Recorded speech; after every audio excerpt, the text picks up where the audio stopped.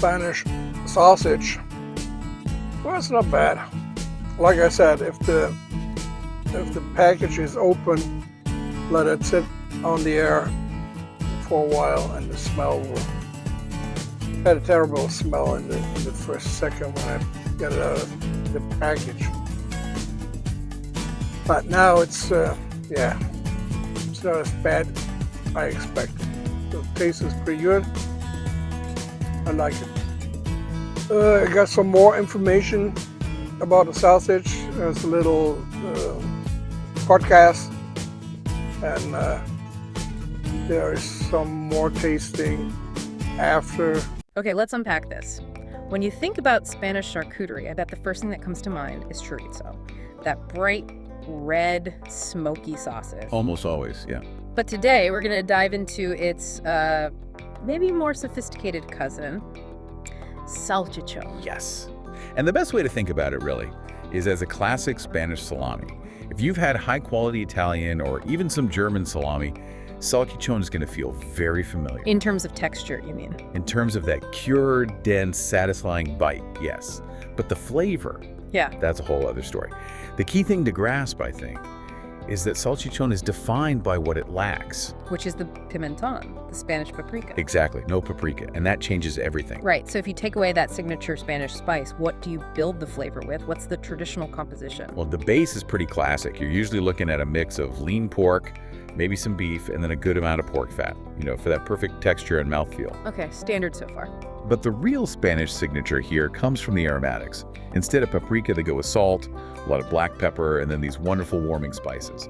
Things like nutmeg or cloves, sometimes coriander. Nutmeg and cloves. That sounds almost like baking spices. What does that actually do to the flavor of a cured meat?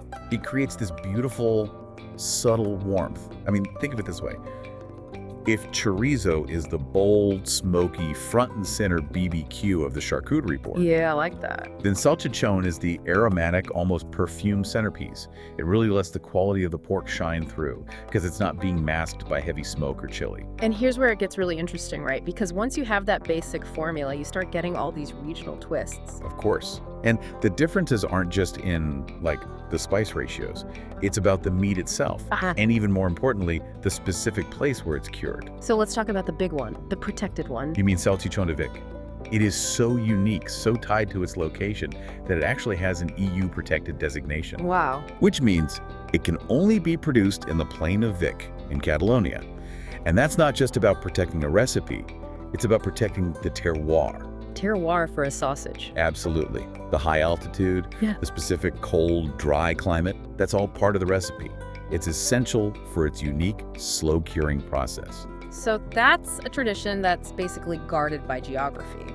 Now let's contrast that with something totally different, something much less common, salchichon de Aragon. Ah, yes.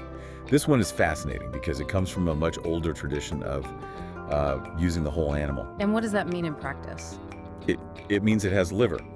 They actually incorporate pork liver into the mixture, along with the lean meat and the fat. Liver. I can already imagine how that changes things. It changes everything. It gives it this incredibly dense, rich, almost gamey character. It's a beautiful nod to culinary history, but, well, it can be challenging for the modern palate. And that's probably why it isn't so popular these days. I think so, unfortunately. People just aren't as used to those kinds of intense organ meat flavors in their cured sausages anymore. So what does this all mean then? We've gone from a simple paprika-free salami to understanding its flavor is built on these subtle spices like nutmeg. Right, and then we see how that one idea can split into two totally different paths. You have the protected, terroir-driven success of Vic on one side, and then this amazing, historic, liver-infused sausage from Aragon that's kind of struggling to survive. It really makes you think, and this is maybe something for you to mull over.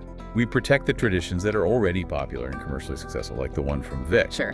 But what about the others? Since traditional styles like salchichon de Aragon are becoming less common, maybe just because an ingredient like liver is considered too challenging today, what other unique regional food traditions are we quietly losing, simply because our modern palates prefer simplicity? Okay, let's try. This is the salsinos So, done.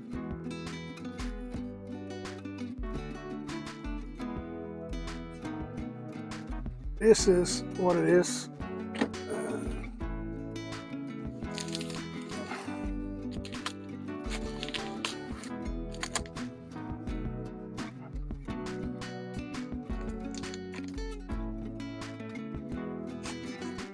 It's vacuum packed.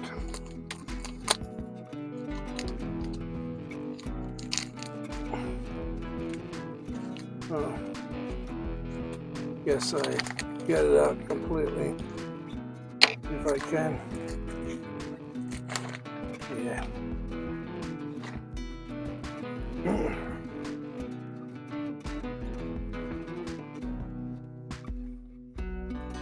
Smells. Just get out of the pack. It really doesn't smell that good. A lot of spices in there. Let me read what's on the package. I'm gonna try. Probably I need a translator from Google to see what's in it. Yeah, it's in Spanish and in Portuguese on the package, so that's kind of hard to read.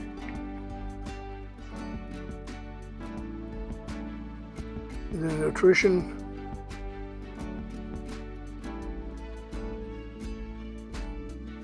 I see that salt, protein. I don't know what that is.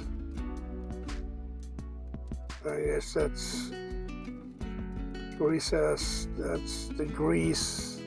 That's 47.5 gram. Calories. Yeah, it's quite a bit. 400 gram.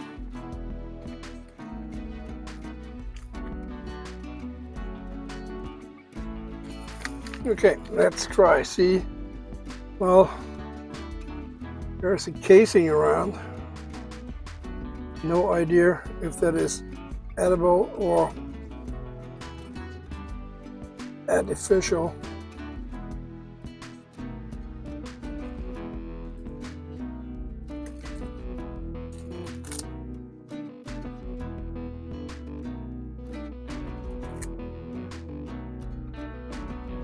No idea. Well, that doesn't look too bad. It's almost like, looks like Mettwurst.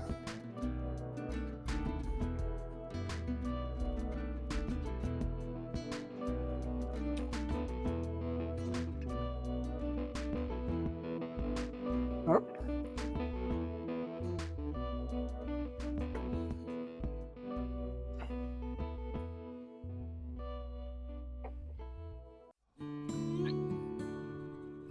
Whole peppercorns, and that's probably the way it tastes. I guess this is pork casing, but I'm not sure.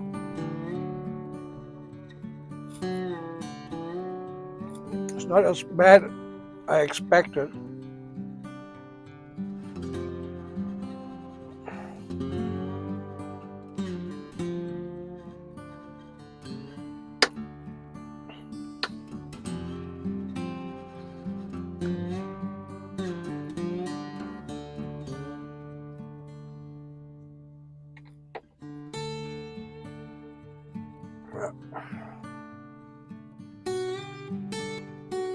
Pepper,